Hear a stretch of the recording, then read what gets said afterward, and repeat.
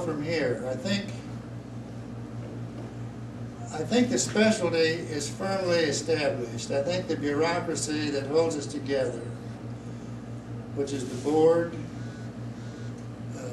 the researchers, the NAPCRAG, the academic folks in family practice are doing well. I think the academy is lost, wandering, doesn't know what to do.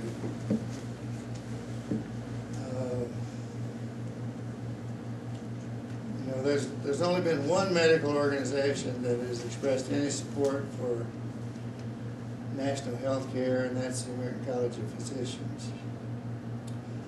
There's only one church, one denomination that supports universal health care. Can you guess what that denomination is? Any offers? Catholics. Not the Catholics. Jews. United Methodist or United Church of Christ? Excuse me? No, not by any means. United Methodist or United Church of Christ? It's the UUs. Unitarian Universalists. That's the only denomination that's gone on record as supporting it. And I thought, you know, this would have been a good year for the Academy to have taken the lead and got on board that part of the bandwagon, because that would make our lives better. So I think we've got good academic programs. We've got bright spots like Wichita, where production of family physicians is going on at a very important rate. We've got programs in some of the worst places that are doing great things. Montefiore Hospital in the Bronx.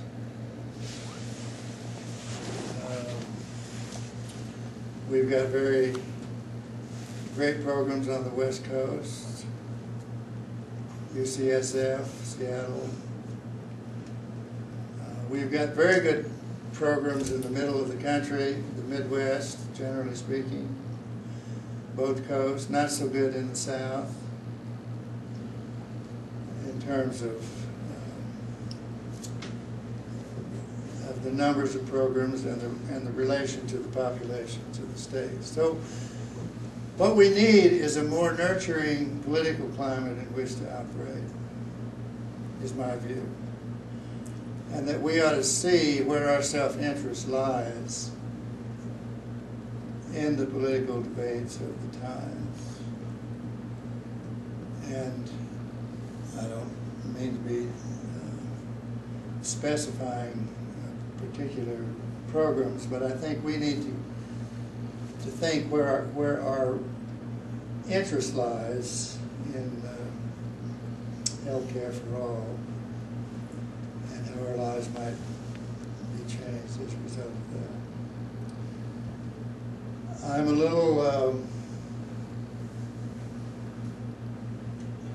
little skeptical about the whether electronic medical records and evidence-based medicine and experimental practice models for homes is really at the root of what, as far as I know, there's no mandate for anybody to pay for any of this. These are unfunded mandates. Electronic medical records, nobody's going to help you do that. You got to do it on your own, if you're going to do it. I can see some advantages in it. I think evidence-based medicine, it's hard to be against true science, but I think it's kind of misleading that there are a few extremely good examples of evidence-based medicine, but I think when you read the books that a lot of the most difficult decisions you come across, you find out that there are not enough studies. There's no evidence for evidence-based medicine. Right? I mean, since it's based on meta-analyses. So I guess I still have a little bit of anti-intellectualism in me. But I don't think that's the reform that we ought to be working on. I mean, that's going to come. Computers are here to stay. We're going to use them.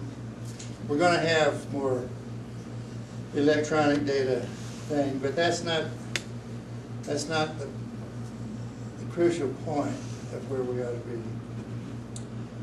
doing. And I think, you know, what we need to be doing is a community practice, either urban or rural. I mentioned to somebody that a population is not a community. You know, all the people who belong to an HMO together do not constitute a community. They have nothing to do with each other. Right? So we're interested not in population medicine as a practice. We have a research interest in population medicine.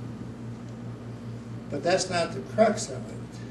We want to practice in a community where we're not dealing with strangers all the time. You know, a practice of seeing 40 or however many patients you see a day, I used to see 40 a day. If you see 40 acquaintances and friends, it's a lot different than doing episodic care on 40 strangers. That's what the ER does, mostly. And we know that certain things don't get handled very well at that level. So, I've exceeded my allotted time. That's very good. I don't have any pat solutions. I just worry about it from time to time. I think the U.S. has got some big decisions to make about itself and its foreign policies and so forth. I don't feel quite as optimistic as I did in 1968, even though there were riots in the street in 1968. But maybe that's just a function of being 80.